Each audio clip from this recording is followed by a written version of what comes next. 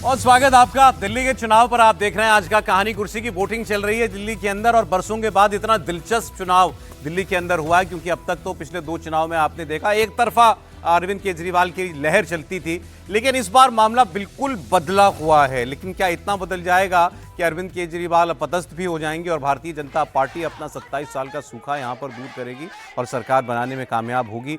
इस बार के चुनाव में कुछ भी मुमकिन है, इतना तो हम आपसे कह सकते हैं। कोई बिल्कुल भी एक तरफा वाला मामला नहीं। यथास्थिति है। यथास्थिति मतलब अरविंद जी पूर्व ही मुख्यमंत्री रहे, अब नहीं बन पाए, यथास्थिति रहेगी। नहीं, इसका मतलब ये जरूरी नहीं है कि ये परिस्थिति आम आदमी पार्टी के हारने पर ही हो।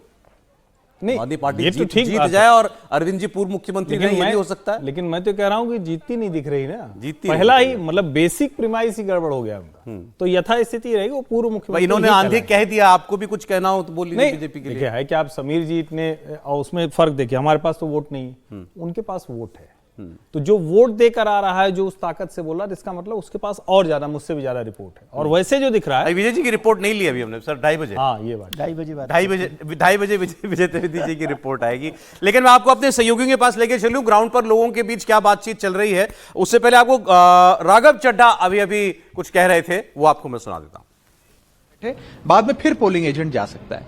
रिलीवर और पोलिंग एजेंट दोनों को पोलिंग एजेंट का दर्जा भी दिया जाता है। लेकिन नई दिल्ली विधानसभा क्षेत्र में कई जगह से ऐसी कंप्लेंट्स आ रही हैं, लगभग आधे बूथ्स पर ये कंप्लेंट आ रही है कि रिलीवर को अंदर नहीं जाने दिया जा रहा है।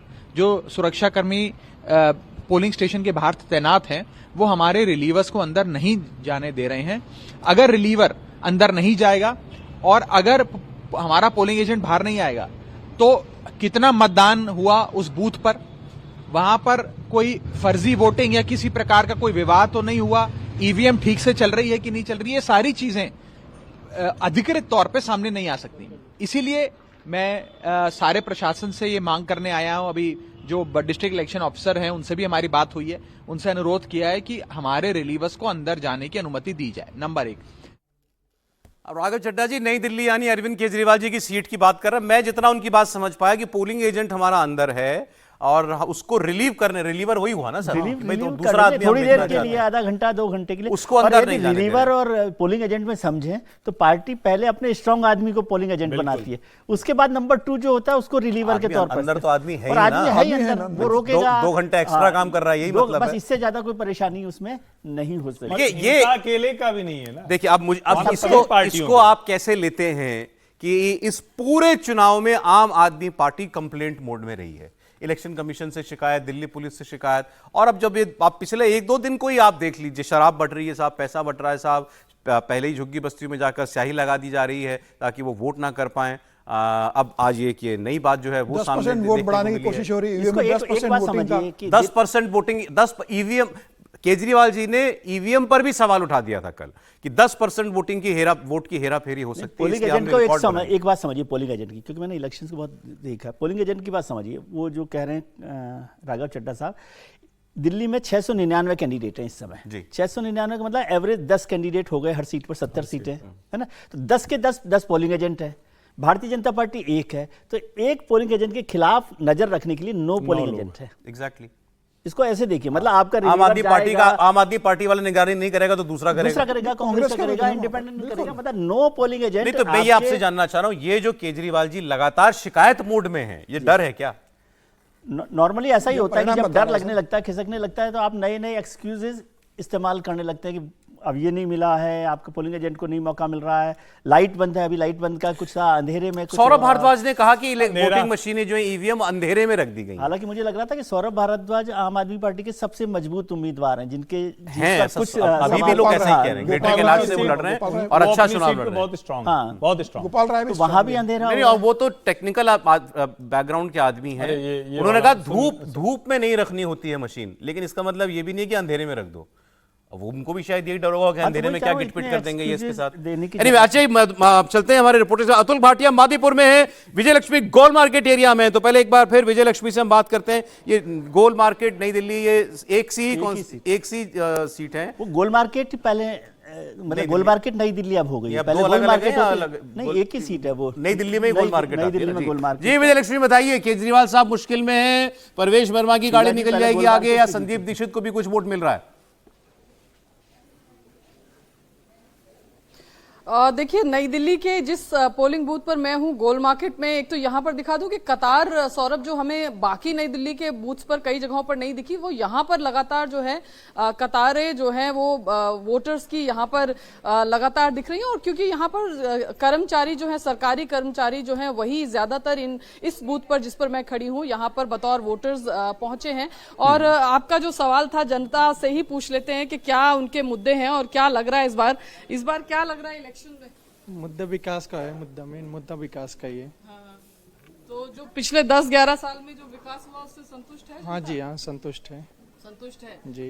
चलिए, देखिए, ये कह रहे हैं कि संतुष्ट हैं। आइए आप महिलाओं से, सौरभ, एक बार बात करने की कोशिश करते हैं। काफी सारी महिलाएं, आपको लगता है कि काफी सारे लोग जो हैं वो फ्री में 2500 रुपए, 2100 रुपए की बात हो रही है, ये मुद्दा है महिलाओं के लिए? हाँ, 2100 वाला तो है, 2500 वाला भी है, मुद्दा तो है। तो आपको लगता है इसके आधार पर वोट करेंगी महिलाएं? कम लगता है, जो विकास करेगा वो इसी को तो करेंगे। तो महिलाएं 2100-2500 पर क्यों बिकेंगी?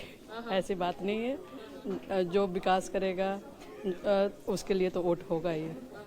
मतलब विकास के लिए वोट है, ये जो फ्री की योजनाएं हैं, नहीं, फ्री इधर से ले ऐसे तो योजना है 2500 का, 2100 का। कुछ महिलाएं तो उस पर जाएंगी ही जाएंगी, कुछ महिलाएं विकास के लिए जाएंगे। अब अपने जो महिलाएं हैं अपनी डिसाइड करेंगे कि कैसे हम जा सकते। इन्होंने हालांकि एक बड़ी बात कही कि महिलाओं का वोट जो है वो बिकने वाला नहीं है। कुछ और महिलाओं से बात करते हैं। बड़ा मैसेज है इसमें, बड़ी बात है। क्या लग रहा है इस बार मुद्दे? देखिए, एजुकेशन होना चाहिए। बच्चे पढ़ लिख के बैठे हैं, उनको काम धंधा नहीं मिल रहा है। सबसे बड़ी बात तो रोजगार होना चाहिए, है ना। और ये जो दे करके जो 2500-2100 दे रहे हैं ना, तो इसका ये तो कोई मायने नहीं रखता ना, कितने दिन देंगे। इससे काम इससे तो और बच्चों को निठल्ले बना दे। महिलाएं सशक्त हो जाती हैं? नहीं, कोई सशक्त नहीं होती। कितने दिन सशक्त होंगी? इससे कोई, ये तो भिखारी बना रहे ना, देने की आदत बनाते रहे ना, ऐसे नहीं होता ना, है ना। कुछ काम दो ना। आपका नाम बताइए। अनीता, क्या लाइवलीहुड ही सबसे बड़ा टॉपिक होना चाहिए। फ्रीबीज जो है वो नहीं, चैरिटी कभी डेवलपमेंट को लीड नहीं करती है। दूसरा जो है पोल्यूशन एक बहुत बड़ा मुद्दा होना चाहिए। जिस तरह से जीने लायक ये सिटी बची नहीं है और इसके बाहर हम काम करने जा नहीं सकते हैं, तो यहाँ पे पोल्यूशन सबसे बड़ा मुद्दा होगा। आपकी सबसे हाई प्रोफाइल सीट है, एक पूर्व मुख्यमंत्री और 2 पूर्व मुख्यमंत्रियों के बेटे इस सीट पर, तो क्या वोटर कंफ्यूज भी है? हाँ, वोटर काफी कंफ्यूज होगा क्योंकि सेंट्रल गवर्नमेंट का अपना। विजय लक्ष्मी यहाँ हर्षवर्धन जी स्टूडियो में है, इनके मन में एक सवाल आया है कि आपने अभी जिन 3-4 बहनों से बात की है, ये कहीं एक ही ग्रुप में तो नहीं आई हैं, क्योंकि इनकी सोच एक जैसी है। जी नहीं, ये एक ही ग्रुप में, आप लोग आपस में एक ही ग्रुप में तो नहीं है? नहीं, अलग। ठीक है। और आप ये जानना चाह रहे हैं कि भैया अलग अलग, हाँ, मतलब महिलाओं की राय ऐसा है। नहीं हो कि एक साथ 5-6 महिलाओं का समूह आया और वो एक जैसी राय दे रहा है। अगर अलग अलग 4-5 महिलाएं ये कह रही हैं कि हम भिखारी नहीं हैं, हमें फ्रीबीज नहीं चाहिए, चैरिटी से लोगों का, यूथ का नुकसान होता है, कितने समय तक दे पाएंगे, हम इसके खिलाफ हैं, तो ये अरविंद जी के लिए खतरनाक है। नहीं, लेकिन इसको है ना हांडी के उस चावल की तरह से नहीं देखना चाहिए कि यही चावल जो है ना सारा हांडी का हिसाब। और ये नई दिल्ली है। हाँ, ये नई दिल्ली कॉन्स्टिट्यूएंसी है। आप बात ही नहीं समझ रहे हैं। अर्बन कॉन्स्टिट्यूएंसी की महिलाएं बोल रही हैं। आप मेरी बात ही नहीं समझ रहे हैं। अगर नई दिल्ली का ये हाल है तो दिल्ली का हाल समझिए भाई साहब। नई दिल्ली पे श्रीमान अरविंद केजरीवाल का ही तो मुकाबला है, जब केजरीवाल जी ही निपट जाएंगे। भाई, इस वोट की तो हम बात कर चुके ना। पढ़ा लिखा वोट जो है, middle class, upper middle class, वो तो मोदी जी की तरफ झुक रहा है। अरविंद केजरीवाल जिस भारी अंतर से 25,000 के अंतर से जीतते रहे हैं, वहां अगर अलग अलग समूह की महिलाएं इस तरह की बात कर रही है, और देखिए कई बार सेंटिमेंट होता है, हम ये नहीं कह रहे हैं कि यही परिणाम होगा, ये तो हम कह ही नहीं सकते, कोई नहीं कह सकता, लेकिन ईवीएम जो बटन दबने जा रहा है, अगर उनके दिमाग में कहीं कि हमको भिखारी बना रहा है, ये हमको चैरिटी देकर चला रहा है, ये हमको रिश्वत दे रहा है, तो ये तो ठीक नहीं है। चलिए, ठीक है। अब मादीपुर चलते हैं, वहां अतुल भाटिया हैं। अतुल, आप जिन लोगों से मिले, क्या ज्यादा बड़ा सेंटिमेंट दिखाई दिया आपको योजनाओं का, फ्री बीज का, 2100-2500 के वादे का, या कोई जातीय समीकरण वो भी यहां पर चल रहा है, इसके अलावा कोई और इश्यू है? बिल्कुल सौरभ, देखिए, जो जहां मैं खड़ा हूं ये मादीपुर विधानसभा सीट है और ये रिजर्व सीट है। राखी बिरला जो है आम आदमी पार्टी से यहां से चुनाव लड़ रही हैं। कतारें आप यहां पर देख सकते हैं, किस तरीके की कतारें यहां पर हैं। लोग बड़ी संख्या में वोट देने के लिए यहां पर पहुंचे हुए हैं। और मैं इस पूरी कॉन्स्टिट्यूंसी की अगर पिक्चर आपको बताऊं तो आप यहां पर देखेंगे कि बीजेपी की तरफ से जो है वो कैलाश गंगवाल जो है वो चुनाव लड़ रहे हैं। भारतीय निर्वाचन आयोग की सूची है, कैलाश गंगवाल यहां से चुनाव लड़ रहे हैं कमल से, जेपी पवार जो है वो कांग्रेस से लड़ रहे हैं, राखी बिरला आम आदमी पार्टी से है, और इसके अलावा रूप सिंह अहिरवार ये बीएसपी से है। और बाकी आप देखेंगे ये लोग निर्दलीय हैं। आप देखेंगे यहाँ पर रणवीर कुमार है, संख्या समाज पार्टी, रणवीर सिंह तंती है, जय महाभारत पार्टी, रोहित कश्यप है। ये कितने वोट काटते हैं राखी बिरला के, इसके ऊपर ये पूरा डिपेंड करता है, क्योंकि यहां पर ये कहा जा रहा है कि कांग्रेस जो है वो ज्यादातर वोट जो है वो आम आदमी पार्टी के ही काट रही है। तो यहां पर आप महिलाएं देख सकते हैं, महिलाएं यहां पर मौजूद है, और जिस तरीके से महिलाओं को फ्री जो लगातार बातें हो रही हैं उनसे बात कर लेते हैं। क्या नाम है आपका? परमेश्वरी। क्या लगता है किस मुद्दे पर वोट देने आए हैं? किसको वोट देना है? क्या मुद्दे हैं दिमाग में, क्या सोच के आए हैं वोट देने? दे देंगे, बस हमारे दिमाग में कुछ नहीं है। दे देंगे। आप क्या नाम है आपका? अनीता। वोट देने आए, दिमाग में क्या मुद्दे हैं, क्या सोचकर वोट देने जाएंगे? विकास तो करना ही पड़ेगा ना, चाहे वो मोदी जी हो, चाहे आम पार्टी हो या कांग्रेस हो। देश को अच्छे से करना पड़ेगा तभी तो होगा ना।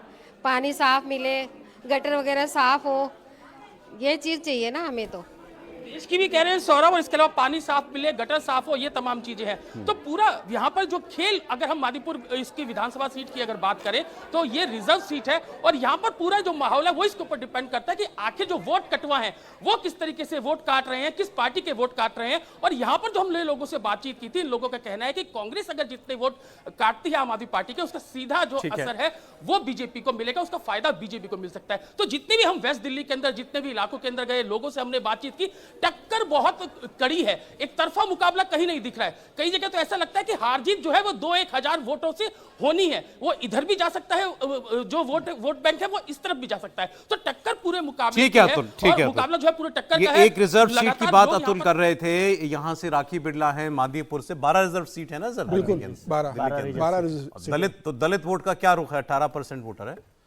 देखिए, जिस तरीके से लगातार अपन कहानी अभी तक हम मान के चल रहे हैं कि ये अरविंद केजरीवाल के साथ था और शायद रहेगा, लेकिन जिस तरीके से देखिए पिछले कुछ समय से जो फीडबैक आ रहा है, हम चर्चा कर रहे हैं, फील्ड से जो रिपोर्टर फीडबैक दे रहे हैं, किसी भी सीट पर यह नहीं कहा कि एक तरफा मुकाबला है और अब बहुत आराम से आबादी उम्मीदवार जीत रहे हैं। यह कब हो रहा है? यह 5 साल के बाद हो रहा है कि जब 2020 में भारतीय जनता पार्टी 8 सीटों पर जीतती है और आम आदमी पार्टी 63 सीटों पर जीतती है, और 5 साल बाद आप जब विधानसभा चुनाव हो रहे हैं तो यह कहा जा रहा है कि अरविंद केजरीवाल भी कड़ी चुनौती में फंस चुके हैं।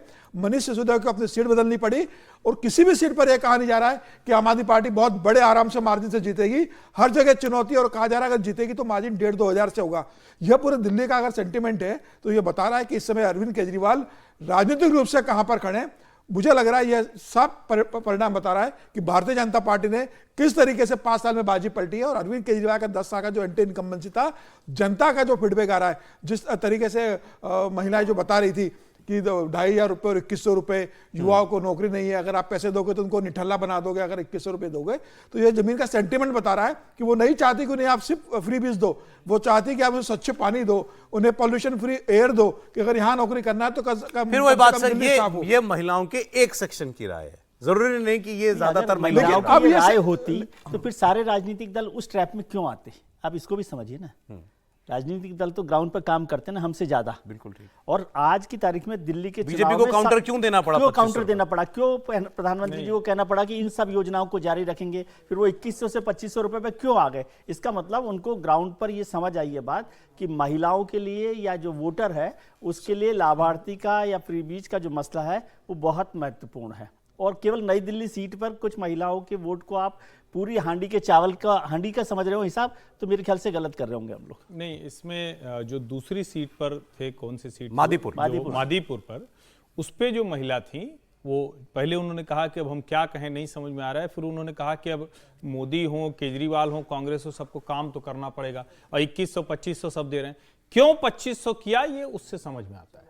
एक वर्ग जो महिलाओं का हो, जो थोड़ा सा लोअर इनकम ग्रुप है, उनकी महिलाओं को तो अगर 2500 मिल रहा है और उनको लग रहा है डेवलपमेंट भी होगा, उनको लगता है नाली भी साफ हो गया, वो कह रहे नाली साफ नहीं हो रही, वही महिला कह रही, तो उनको 2500 देना इसीलिए जरूरी था। भारतीय जनता पार्टी लड़ाई में है, जब लड़ाई के मैदान में होते हैं तो वो सारे वो पैंतरे आजमाए जाते हैं। उसको पता है कि 2500 वाला ऐलान करना होगा जो उस वर्ग को अपील कर रहा है, और साथ में उसको नरेंद्र मोदी की ब्रांडिंग है वो प्लस करती है। एक बात जो ये अभी बातचीत हमारे रिपोर्टर्स ने जो की उसको देख करके दिमाग में आई, कितना महत्वपूर्ण है वोटर के साथ सीधे एंगेज होना, सीधे बात करना प्रचार में, बड़ी बड़ी रैलियों में नहीं, छोटे छोटे ग्रुप्स में जाकर के, गली मोहल्लों में जाकर के जो पार्टियां प्रचार करती हैं वहां आप कन्विंस करते हो सामने वाले को, उसकी कुछ शिकायत भी होगी वो भी आपको सुननी पड़ती है, लेकिन फिर उसको बताना पड़ता है देखो हम ही करेंगे तुम्हारा काम।